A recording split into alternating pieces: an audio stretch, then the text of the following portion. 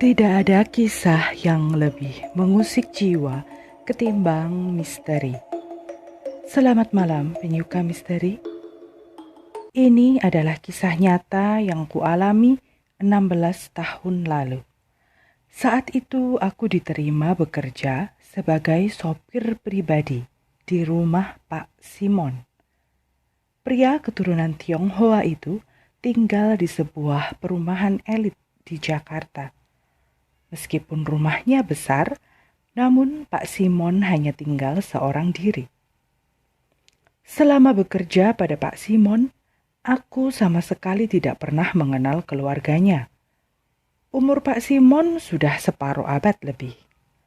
Meskipun sekilas terkesan dingin, namun dia sangat baik kepadaku. Selain gaji, dia juga memberikan uang makan serta ongkos transportasi. Pekerjaan yang kujalani tidaklah begitu berat. Aku hanya ditugaskan menyetir mobil saat dia bepergian ke luar kota. Sudah barang tentu, itu pun tidak setiap hari. Ada jadwal tertentu. Semula aku tak ambil pusing dengan semua yang dikerjakannya.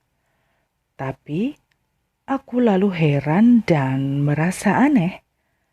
Tempat-tempat yang menjadi tujuannya selalu menyeramkan dan terbilang angker. Jauh dari keramaian. Misalnya di pinggiran gunung atau di tengah hutan belantara. Tuan rumah yang dikunjungi adalah orang-orang yang serba misterius. Kalau tidak dukun, ya paranormal. Suatu ketika, dia memintaku mengantarkannya ke suatu tempat di Jawa Timur. Kami memasuki area pemakaman yang amat sunyi dan menyeramkan. Pak Simon mengatakan kepadaku bahwa dia sedang cari orang pintar. Ketika kutanya untuk apa orang pintar itu, jawabannya membuatku terkesiap. Aku mau membalaskan sakit hatiku pada seseorang, katanya. Enteng. Dalam hatiku berkecamuk 1000 perasaan. Aku terheran-heran. Orang yang penampilannya modern dan intelek seperti Pak Simon masih percaya pada klinik dan hal-hal gaib. Bersamaan dengan itu, tiba-tiba aku merasakan ada sesuatu yang menyusupi tubuhku. Lembut, dingin.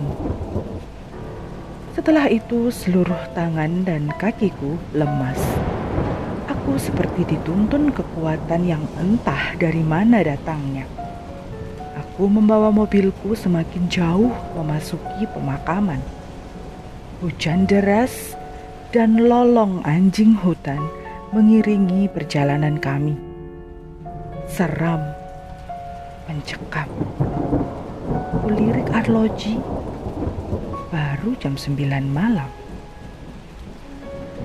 Sekitar 1 jam kemudian kami sampai di tempat tujuan. Pak Simon seolah sudah hafal betul seluk-beluk tempat itu. Di hadapanku adalah gubuk kecil berdinding anyaman bambu. Pak Simon meminta agar aku menunggu saja di dalam mobil.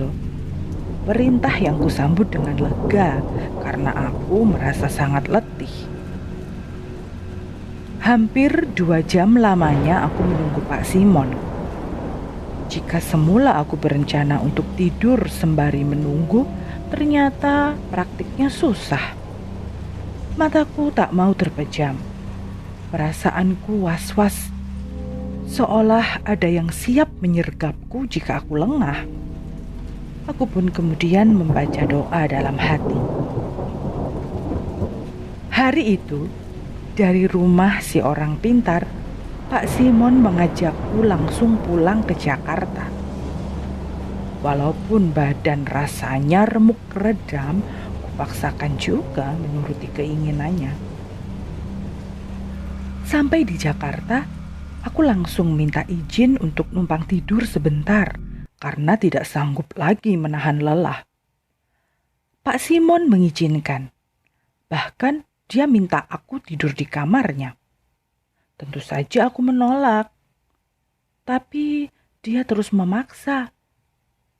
Akhirnya aku pun beristirahat di kamarnya yang mewah. Tidurku pulas.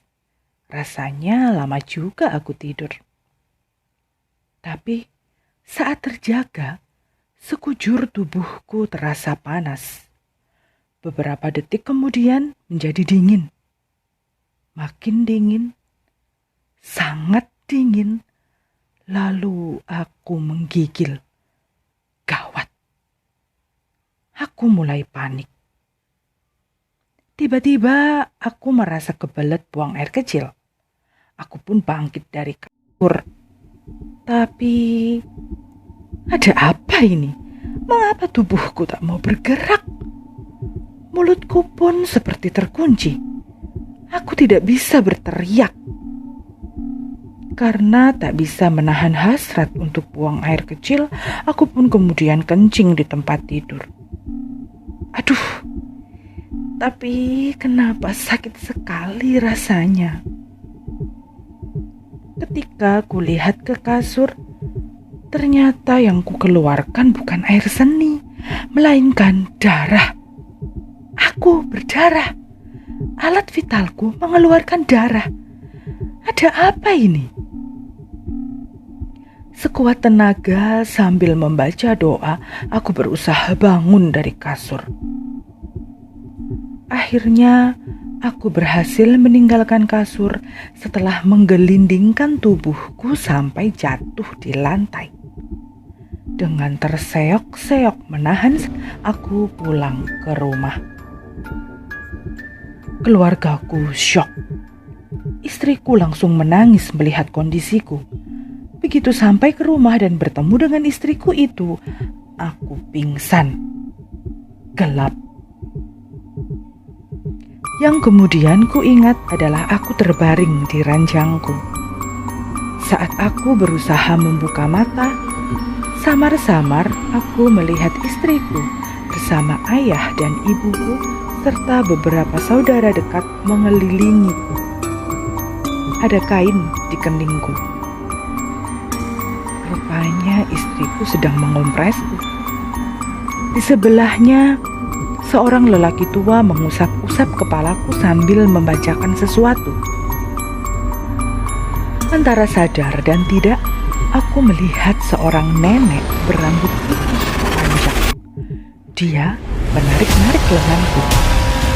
Dia memintaku mengikutinya. Jelas saja aku tepis tangannya. Nenek berwajah seram itu marah. Dia langsung mencengkeram bahuku. Mulutnya komat kamit, entah merapalkan apa. Tapi kepalaku langsung pening. Di telingaku, samar-samar, ku dengar suara istriku memanggil namaku. Dia juga memintaku beristighfar. Meskipun berat, aku menuruti tuntunan istriku itu. Aku beristighfar. Nenek berwajah seram itu melepaskan cengkeramannya setelah seberkas sinar putih menyambar tubuh rentanya. Dia terkapar, lalu lenyap. Detik itu pula aku bisa membuka mata dengan lebar. Semua yang di sekelilingku mengucap alhamdulillah. Dibantu Pak Tua yang kemudian ku tahu namanya Kiai Basir dan istriku, aku duduk. Segala rasa sakit pada tubuhku berangsur hilang. Kiai Basir menerangkan kepadaku bahwa kejadian janggal yang baru saja kualami itu adalah perbuatan setan. Sepertinya ada yang sengaja menumbalkanku untuk tujuan yang tidak baik. Beruntung Tuhan masih melindungiku dan memberiku keselamatan. Hari itu aku memutuskan untuk beristirahat dulu di rumah. Sekitar sepekan kemudian, aku merasa tubuhku sudah segar kembali, normal, seperti tidak ada apapun yang terjadi. Alat vitalku yang sempat mengeluarkan darah pun sudah pulih kembali. Karena merasa sehat, pagi itu aku pun berpamitan kepada orang rumah untuk masuk kerja. Seminggu bolos, aku siap jika nanti Pak Simon menyambutku dengan kemarahan. Atau malah bisa-bisa aku dipecat. Aku siap saja. Tapi aku akan menanyakan kepadanya apakah kondisiku ketika itu ada kaitannya dengan dirinya. Setiba di depan rumah Pak Simon, aku terperanjat. Ada banyak karangan bunga di rumah itu. Banyak orang di rumah Pak Simon. Selain Pak RT dan beberapa tetangga yang ku kenal, orang-orang di rumah itu katanya adalah saudara Pak Simon, keluarga besarnya. Pak RT mengatakan kepadaku bahwa Pak Simon meninggal dunia, tepatnya sepekan yang lalu. Inna lillahi wa inna ilaihi roji'un.